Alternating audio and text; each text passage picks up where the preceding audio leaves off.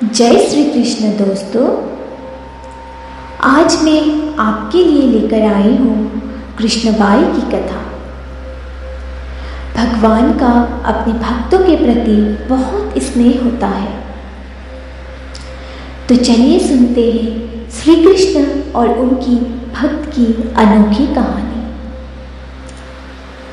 समुद्र किनारे एक गांव में कृष्णबाई नाम की बूढ़ी माता रहती थी। वो भगवान श्री कृष्ण की परम भक्त थी। वो एक झोपड़ी में रहा करती थी।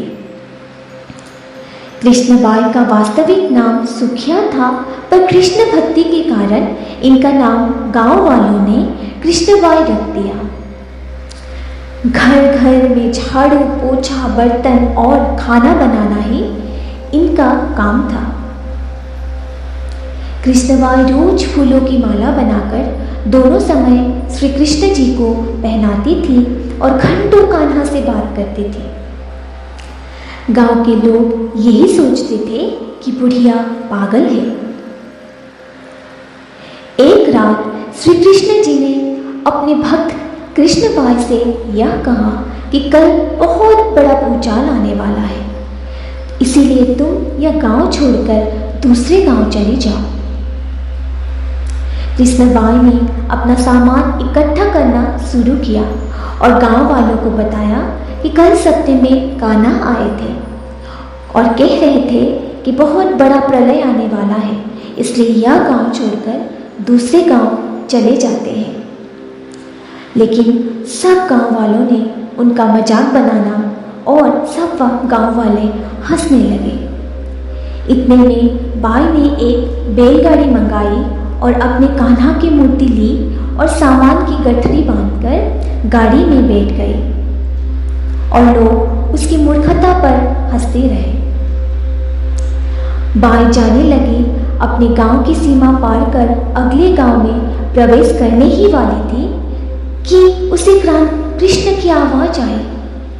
अरे पगली, जा अपनी झोपड़ी में वहां से सुई लेकर आ, जिससे तू मेरे लिए माला बनाकर मुझे पहनाती है।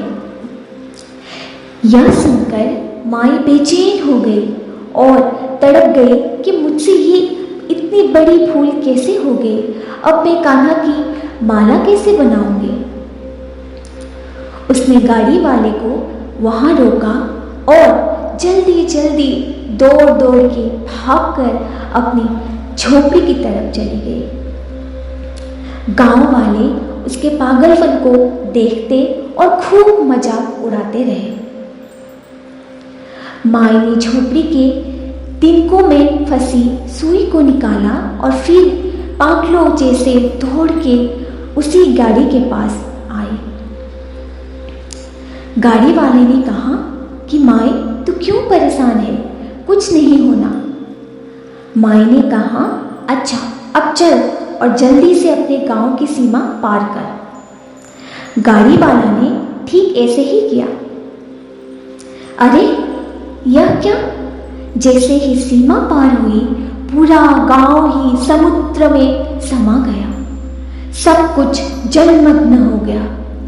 गाड़ी वाला भी अटूट कृष्ण का भक्त था, इसीलिए उसकी भी भगवान श्री कृष्ण ने इस कहानी से हमें यह शिक्षा मिलती है कि प्रभु जब अपने भक्त की एकमात्र सुई के लिए इतना चिंता करते हैं, तो वो भक्त की रक्षा के लिए कितना चिंतित होते होंगे। जब तक उस भक्त की एक सुई उस गांव में थे, पूरा गांव बचा था।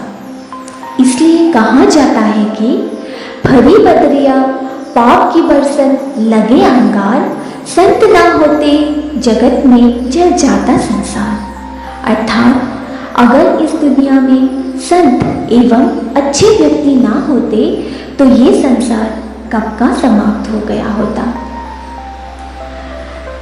अगर आपको ऐसे ही कहानियाँ सुननी है तो इस चैनल को जरूर सब्सक्राइब कीजिए। राधे राधे।